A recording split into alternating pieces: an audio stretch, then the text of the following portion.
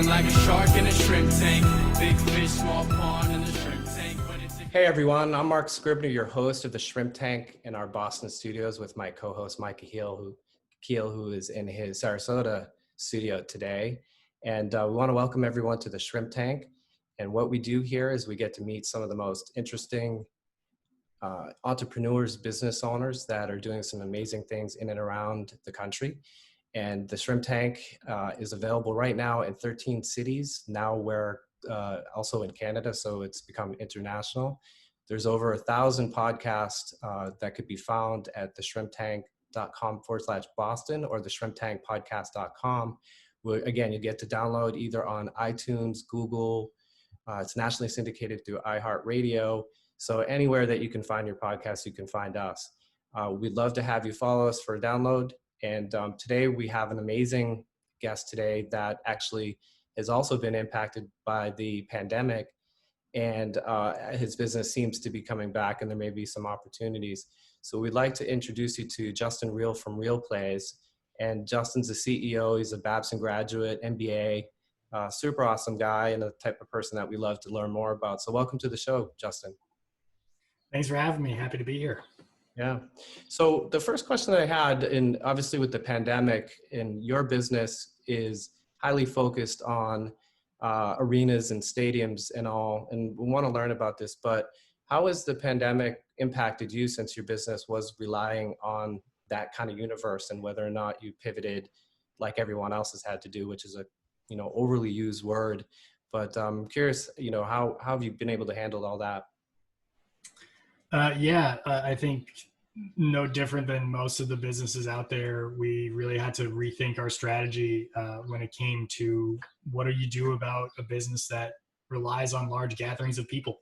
That started with first not knowing whether or not the amateur sports space was going to return, and it had to come back in a way that in different states across the country is sometimes faster, sometimes slower. But from our own internal operations, we had a high reliance on boots on the ground type of operations where our staff were responsible for doing some of the installs, managing some of the equipment, and filming the games, that we just couldn't build up that workforce, let alone actually go out and operate. But just the opportunity to interview and to train and to get that many people together really got stripped away from us in a pretty important time of the season, right as the spring and summer seasons are about to kick off.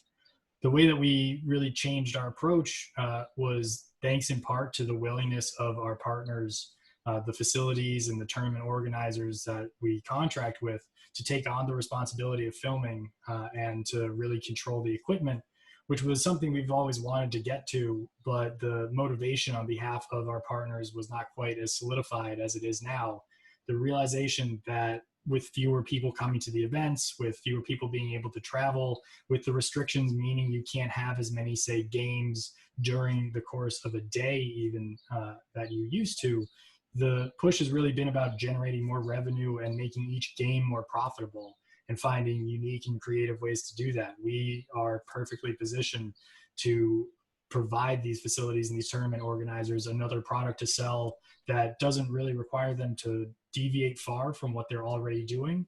And that's been our biggest pivot, is we've transitioned from a pretty operationally heavy company to a nearly entirely SaaS version of ourselves that we're really excited about, and has helped us progress our company goals by about 2 years in terms of what we were hoping to accomplish at this point. That's interesting. Now, I mean, what is your main source of revenue now as far as sports? I mean, it's amazing to see all that goes into from parents to get their kids involved and to get, good video of them. I've noticed it, seeing them out there on the field. This has got to be a real godsend for them to be able to have a professional video done. But where are you seeing, which sport is primarily the one where parents are taking advantage of this? Yeah, so we're focused mostly in the baseball and softball world. And that's one of the unique things about that industry, is the challenges that come with the length of games and the amount of games that are played. It's one thing to play 1 or 2 games a week, but we're dealing with travel teams that are playing 6, 7 games over the course of a weekend. Hmm. And when you think about how many events that is for an individual player, whether that's at bats that you take or innings that you pitch or balls that you field out in the defensive positions, there's just too much for one parent to be able to control themselves, let alone what you do once you film it, whether that's organizing it and having your own built up database for ways to go and sort through video and then how to send it out and make it useful. There's just too much that's already asked of these parents, not to mention the traveling and feeding of these players and anybody that's coming along with them. So you're dead on. One of the first people that we look for is the parent that sort of has the shaky hand, has been holding up their iPhone for too long. We hand them a business card that says, put the phone in your pocket, we got this. And the looks on their face of relief is really kind of worth what we do in the first place. But really in our sport, when it comes to the amount of games that are played, the individual nature of it, there's something to be said about a football game where you're looking at all of the teams sort of in a relatively closed area, whereas baseball and softball, you're only looking at one player per team when they're hitting. There's a different technology challenge that we've really approached separately than some of the other companies that are out there doing it, which is why we chose this sport to start with and why we think that there's a lot of opportunity here. Well, first off, very appropriate being solo Fenway Park in this time with baseball players maybe never coming back, or at least this year. But you did mention that there's other players out there in competition. I'm not aware of any. I have a son that plays hockey and baseball. But how are you different in terms of some of the other players? And maybe if you could expand on really what you're doing in these facilities and how you're different. Yeah, so there's a good amount of people that we would put into what we call the streamer category. There's a handful of companies that either with installed equipment that is relatively expensive or cumbersome to install or to even implement. Also, you have some, we call them freelance streamers, where the person holding the camera or holding the connected device is contracted to go out and film the event. We're different from them because we really don't focus so much on the live event moment, while it is something that we want to get to, because we're dealing with somewhat rural areas, because we're outside, because we're dealing with a lot of games and sometimes a lot of heat. We can't stretch technology and the equipment that's provided to a level that doesn't exist yet or can't be handled yet. Instead, we have an approach where we, not only from a technology and equipment side, really maximize what's available at a reasonable cost, but we also don't ask the facilities or our partners to pay that cost right up front. One of the things that we really promote is a revenue share that starts once the revenue starts coming in. It doesn't start with a facility or a tournament organizer paying us up front for a promise that they hope we can deliver on. One of the things, like I said, these facilities are starting to look for ways that they can spend less and bring in more. And that business model approach is one of the areas where we've differentiated ourselves just in the market of other people offering the service. Regarding the service itself, focusing on baseball and softball is something that's harder to do and not done as much by some of the bigger players out there. Focusing on automated editing as opposed to just broadcasting is really where our system stands out amongst anybody else's. And what we can do better than most is we can break down film from 3 different cameras, break down to the moments that matter for each individual player, do it all without having a human go through any video or edit anything or tag anything after the game is done. And that video not only gets edited, broken down, and compiled together, but then also uploaded onto players' individual pages and managed all automatically through the software and the platform that we've developed. So there's a couple different areas where it's not just the business model, but the technology approach that we take that the sport and the conditions of the sport allow for. I have a just quick follow-up on that. So, it's not just a vanity type thing. I think a lot of parents love to see, Johnny on the baseball field. But is there an element where it's getting someone ready? Because I know some of these services that are out there, they build the highlight reels for potential scholarship. And I think you mentioned offline that a very small number, obviously, of collegiate athletes or high school athletes end up getting some form of a scholarship or moving on to the next level. But by this service, is there some efficiencies that someone who was a gifted athlete could be able to, put this information in front of a coach or a potential scholarship offer? Absolutely. And one of the things that we like to promote ourselves as is we're not the ones that are going to get you signed in the top round of the draft better than somebody else. The reality is if you're 6'4" and throwing 90 miles an hour at age 16, someone's going to find you. And it's not going to be because our video helped them get there. It's going to be because of the 6'4" and throwing 98 at 16. Right. The reality is, like you said, that most players, whether you're in high school or even younger, don't really have dreams beyond that high school level. And only about 15 to 20% of students go on to play some form of college sports, whether that's D1 all the way down from the NAIA and junior colleges. We want to help everybody that needs the help to get there. And we want to give people the chance to promote themselves, not just to the highest ranked schools or the most popular or most successful programs out there, but for the schools that are looking to use their sports as a way of bringing in a more diverse or wider array of players to improve their particular teams without necessarily needing to downgrade on academics. There's a lot of matching that has to take place, and that right now relies on the players going to scouting events and spending a pretty penny on travel to be in front of the coaches who don't have a lot of money to spend on recruiting. And that's one of the ways where having video of every moment, whether or not you intended to go to college and play sports in college, can really be a benefit to you, because every moment that you have in front of our cameras could be that highlight, could be that really great game that you have that gets you noticed by a player by a team in a college that might not necessarily be looking for you until that highlight pops up. You happen to be someone that's academically inclined, that's in the right location, that's in the right position and age bracket for what a coach is looking for. If there's evidence that that coach can see you play in a game and play at a consistent level over a series of videos, not just the highlight reel of you hitting batting practice particularly well, that's where this video and what we're trying to do, I think, stands out and facilitates the conversation in a way that not many competitors can compare to. Now, how do you get around the travel here in Florida? They're always having these teams come in, literally flying from international teams. They're coming in to scrimmage and play.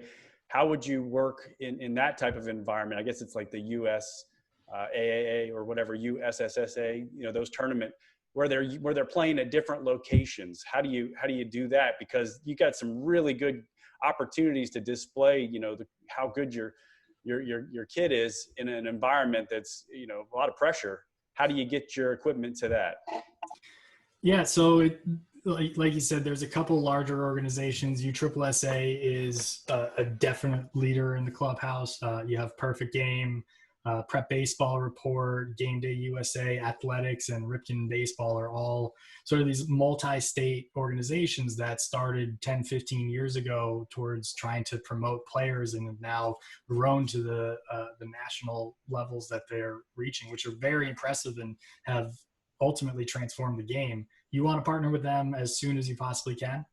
Some of them have their own facilities, some of them don't. Some of them use both their own facilities and then have either licensing agreements or partnerships with distant facilities so that they can use the brand, they can use the organization. We want to make sure that we're part of all of it, and to the point that they're very spread out. That's exactly why we need to exist and why our software matters so much. If you have a field complex and you have 500 teams coming, you just can't have them all come to your event over the course of a weekend. You got to spread out to some of the high schools and colleges and the municipally owned fields. And that's where our lower cost equipment and the portability of it really come into play. A lot of the streaming competitors out there, they rely on a very strong internet connection, sometimes going so far as to install and lay down fiber underneath each of the fields so that that speed is there. And if you can imagine, once you get outside that facility as an offering, your capacity drops off pretty significantly. Our software can be taken anywhere that there's power and anywhere that there's fences. And what we know about baseball and softball fields is you got to have the fences. So as long as that's up and people are playing out there, if we can put our equipment out there and it's a real easy install, we can really get to those places where, again, if you're playing on a minor league stadium and you're one of the top recruits in the world, there's probably going to be several cameras on you, and we might not stand out as much as a great differentiator for you then. But if you're two tiers below that and you're still looking to go a high level D2 school, or you're just playing in a high level youth tournament and you're not quite playing on those big leagues, the big fields quite yet, there's an opportunity for you to capture those memories, to share it with everybody, because Lord knows there's enough games where you can only invite grandma and grandpa so many times before there's a little bit of fatigue, and your friends are also playing in 6 other leagues or sports or doing something else, but you put on the uniform to go get seen. So as long as you're spread out enough, as long as you're able for us to capture you, it doesn't really matter how spread out you are. You put the jersey on and we want you to be able to share what you do in front of everybody. So, Justin, one of the things that we really want to do here, because there's small business owners and entrepreneurs alike that listen to the podcast, and we talked about this overused word during this time, pivot, all the time. I just kind of heard the streaming, and I was thinking of when Starlink is up, maybe there's some version of streaming for you that's going to be really convenient. But have you had any kind of do-over moments running this business, or right now you're pivoting towards things and working as you should, running this business and making changes during the times. But when you first started off, is there any knowledge or some advice that you could impart to our listeners that would be of benefit? Oh, that's there feels like there's 2 different answers I could give there. The first, in terms of what we've done different, I think the most concrete and obvious one for me is just about our onboarding process.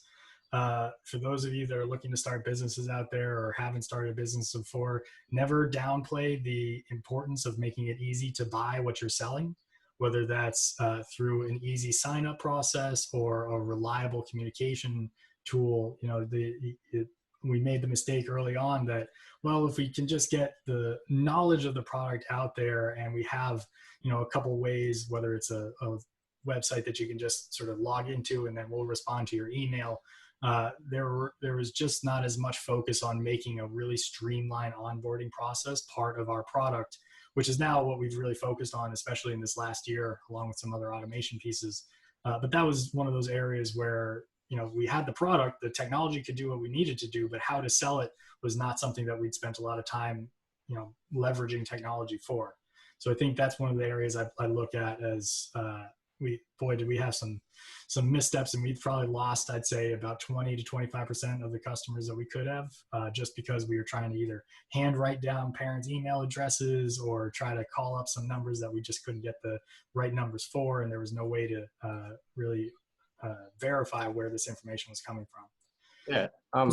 Mike, I'm sorry. I just follow up on that to maybe the baseball analogy, build it, they will come, is it Bull Durham? That was the movie? Great. So a lot of business owners think it's great that you pointed that out, because a lot of people, when they start businesses or run business, they don't focus on that element. They end up, putting a product out there, but they don't look at all the different pieces from, the processes and end to end. But it's interesting that some of your feedback that you impart, because we see that a lot. I think, Michael, would you agree that, we have people with great ideas, great inventions, but that's about it. And, I thought that was a salient point. Yeah, it's hard to determine the price point. So that's a good question. I mean, what is the price point for a parent that wants, maybe they have multiple kids that are involved in a couple of different sports? How much do they have to invest in something like this? Yeah. So to the question, we charge right now by event. So if you're coming to a tournament and you're a parent, it's, say, a 3-day tournament that's going to cost you $45 to get as many games are played and as many videos are created for that event. We also have a team price where for $275, the team can get every player on their team the same full event coverage. We do offer a single day package. So if you want to pay $25 for a single day's worth of video, because maybe they're, the 10, 11, 12 years old range, and there's only one real good day, and the other 2 days, maybe we should have had an apple or two before we went out on the field. There's a price point that we also offer for highlight reels, where we do create and compile your best moments into a 2-minute long video. That's a $200 product. It's a little bit more expensive than our other price points. But the idea is really to keep it to the amount of time that you play. We're not going to charge you for a very expensive subscription if you're not playing over the course of a year. And we're certainly not going to charge you an arm and a leg for one game or one event only, because it just might not be your day that weekend. And what we found is, especially for the facilities that have a little bit longer track record in the locations where they're at, we're seeing teams 5, 6, 7 times a summer.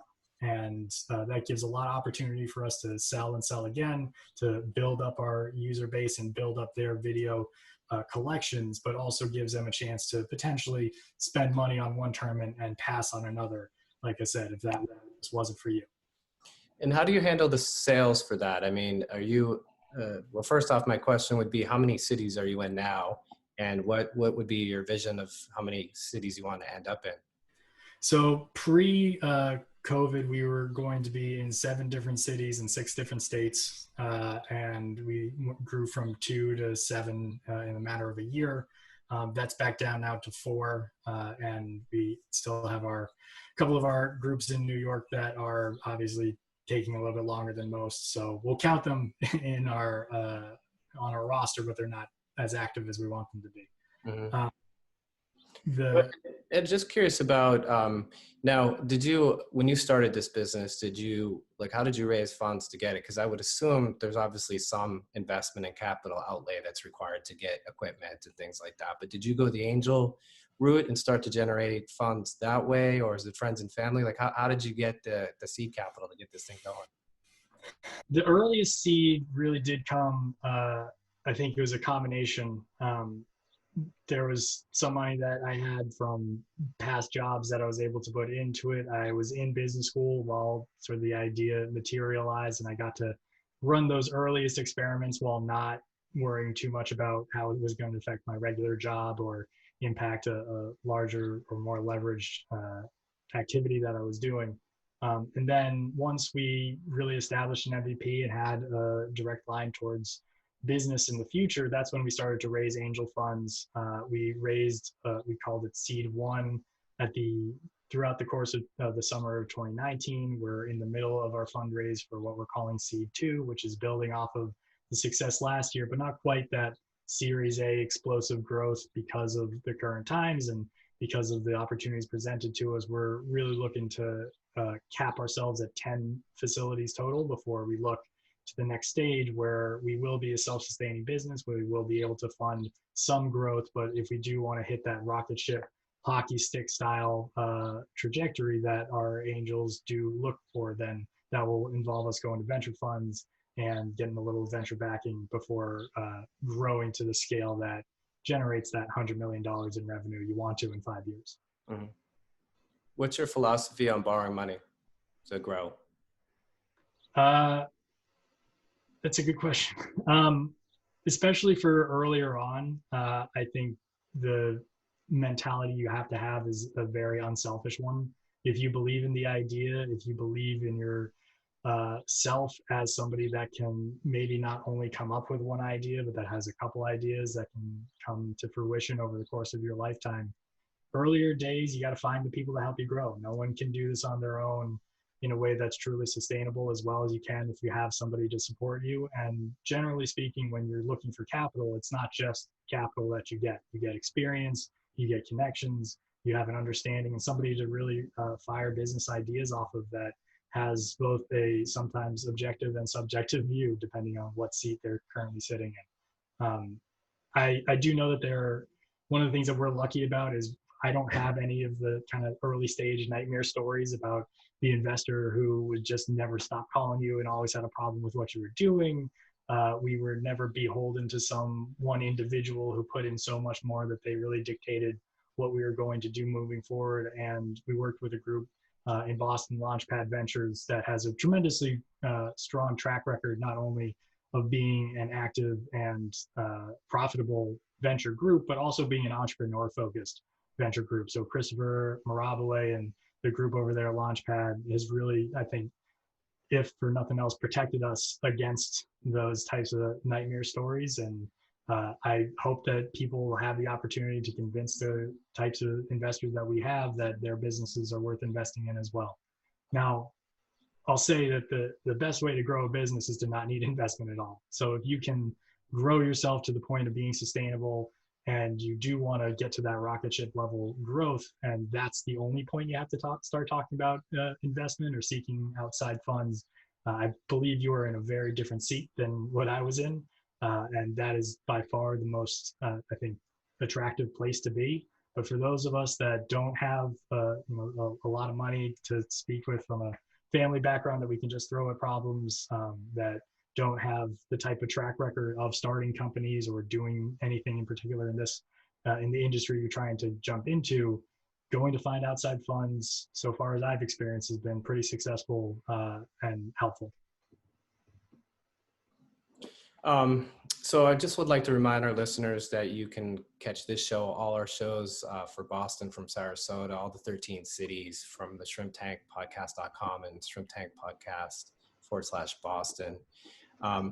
So what I was curious about, Elon Musk a few weeks ago was talking about, he was in a conference and someone asked him about SpaceX and Tesla and whether or not he thought having a college education was as a must. And his response was that for his companies, he really was looking for intelligent, smart people. And it was a nice thing to have if you wanted your kid to go, 4 years and hang out and socialize, but it was something that he thinks is changing. And I noticed that you have an MBA, and I'm wondering if you agree with that. Like, what's your philosophy on for some younger entrepreneurs that are out there that are going the MBA route and the college route to try to get to this place that you are right now? I mean, first and foremost, I am very much the product of a liberal arts Division III Northeast education, and as much as the classes were incredibly helpful towards expanding my understanding of the world and what happened out there, just the act of going, socializing, being part of a larger community without parental guidance as much as before, I think there is something to be said about a trial period for living life that college provides that I don't know if you can find elsewhere. Now, the price tag that's attached to, I think, is another question that each individual has to weigh themselves. So I would say that in terms of growing, I'm always going to promote going to college and mixing with a diverse group as a way of earlier on really expanding what you know and what you understand. In terms of the MBA route, I think that there are much more concrete benefits and reasons not to go those routes. The number one benefit, as far as I've seen it, is unquestionably the network of the school that you're a part of, especially if you're going to a top 5, top 15 school. Those networks and having advantage and having the connections to those is unparalleled in terms of the opportunities that it does open up. Going to Babson, which is a really entrepreneurship focused school, I think that I would call it sort of the liberal arts of the business education, because they try to teach you a more holistic approach. Whereas I think that anybody that's focused on really learning just additional hard skills can probably forego some of the schools where, if you really want to be a good accountant, if you really want to be good at product management, or jump into any, whether it's law or some of the places that require a hard skills tactic. I don't know if the full MBA experience is absolutely necessary to do that. But if you want to learn how to marry all those and you want to gain experience from a lot of different cases coming at you, I think that there is something really beneficial to learning every aspect of the business, where you don't necessarily know what's going to strike you as the important part, but it's going to be more important to learn it all than it is to try to learn that one thing. I also want to be clear that there are, I think, a lot of, whether it's online education or business classes that are taught by not the most, I wouldn't say reputable, but experienced, or people that have the experience in the industry. That's sort of the thing that I watch out the most for. I think that you can teach case studies in business because they're available to you, but being able to live the experience and speak to what it's like to be in those positions where decisions are made, to be in strategic decision meetings, is something that if you don't have it, you're sort of Monday morning quarterbacking more than anything, and everyone Yeah. I remember when one day I was in class, one of my teacher's cars was being repossessed in the parking lot, and I immediately lost the respect and said, I don't know if this is for me, but yeah, I think it can go both ends of the spectrum. As long as it's an accounting class. And you're Coincidentally, I actually was speaking with the gentleman at Babson, the Cutler School of Finance, I think was named after Stephen Cutler. So a great financier in the city of Boston. And his name's on that building. So he obviously did something right. So I don't know if you had any classes there. The MBA, not so much, but what I do know, and I'll speak to this to Babson for one thing, their undergrad program is more like an MBA program as compared to most other undergrad programs that I've seen. And there is something to be said about a student that knows that early on, as opposed to what I was experiencing when I wasn't sure if I wanted to be, an entertainment agent or a senator when I was going into undergrad. The kids that end up going to Babson undergrad have a laser focus that is really differentiated and impressive. Mm. Do you have a background in technology? Because obviously there's a lot of technology involved here. I'd spent some time taking my very introductory computer science courses at Union in my undergrad, and then once I got out, I started working for a medical software company where I started to learn really what it was like to translate technological really needs and requirements to non-technology folks, especially in the medical world. And then I transitioned into oil and gas and management consultant there, where again we had a software focused product and really started to build on and actually design the products from the point of joining. So the technology experience I have is really after school. I would by no means claim to be a technology expert. That's what our CTO and our VP of product are here for. But I have enough understanding to be able to contribute maybe once or twice a meeting when those three are getting together. What's the tenacity? People start businesses. It sounds very glamorous, and you're an entrepreneur. Listen, who wouldn't want to be that? But not knowing the meaning of it, like what kind of grit does it take? Or, for that listener that's out there, either wanting to start a business or struggling running a business, what grit do you think it takes? As someone that, that's gone through some change and has come through the other side of COVID, at least, what kind of grit does it take to pull this off? This is a great question and something that's relevant. I was just having a conversation with one of our friends who's decided to take a teaching job in a lower paying situation where she's going to be dealing with much more difficult clientele and students, and it's a much more hands-on and difficult job, and her ability to care that hard for people and to get through those tough circumstances is why she chose that job. Similarly, I think the superpower of any entrepreneur, any business owner, is the ability to deal with the reality that in one day you could have three things fall your way. That means early retirement, and have two pieces of information looming out there. That means the whole thing's going to come crumbling down in a matter of days.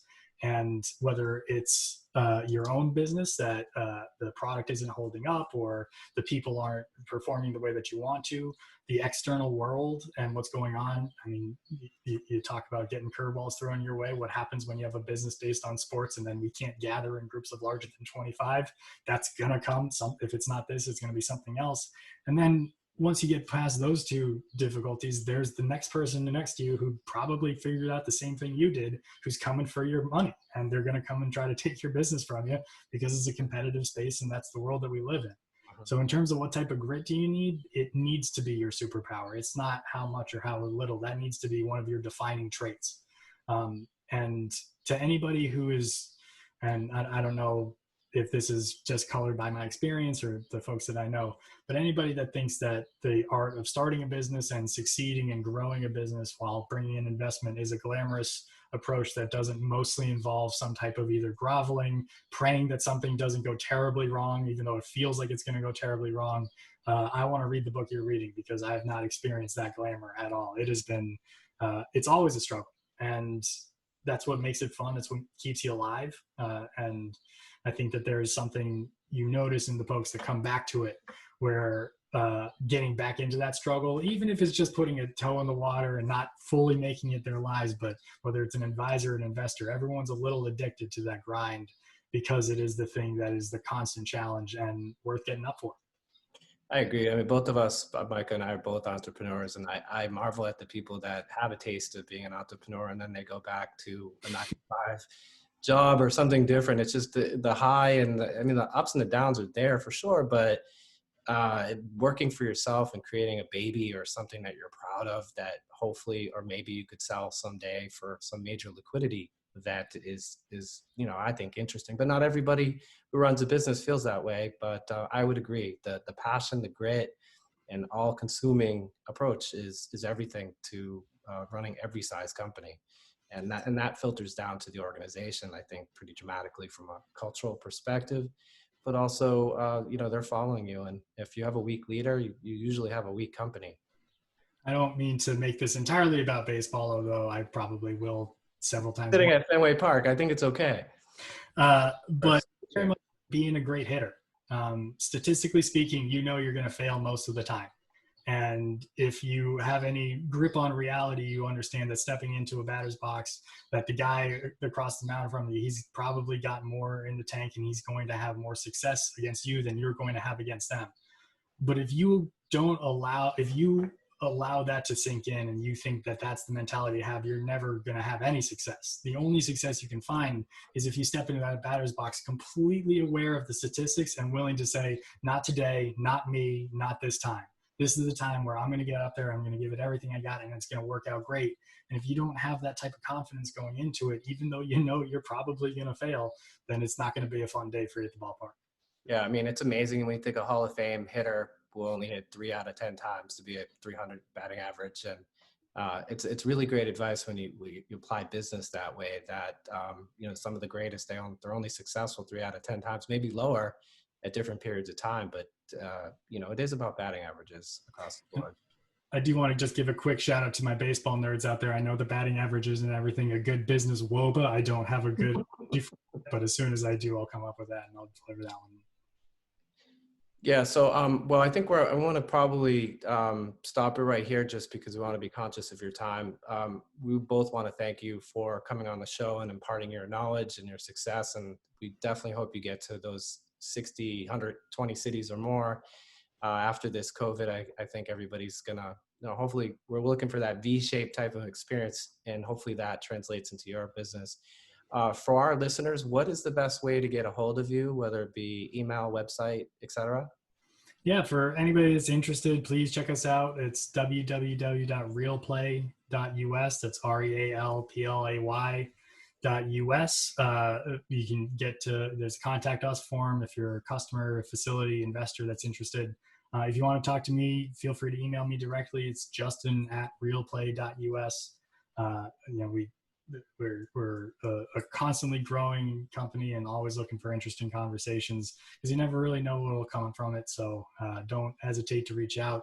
If anything, maybe a little inspiration from someone that's looking to jump into a business is always the boost an entrepreneur needs to get through that day, just to know that someone else is also trying to get through it. So if anybody wants to reach out to me that way, feel free to. Website's great. And I think on LinkedIn also, if you want to find me, I think it's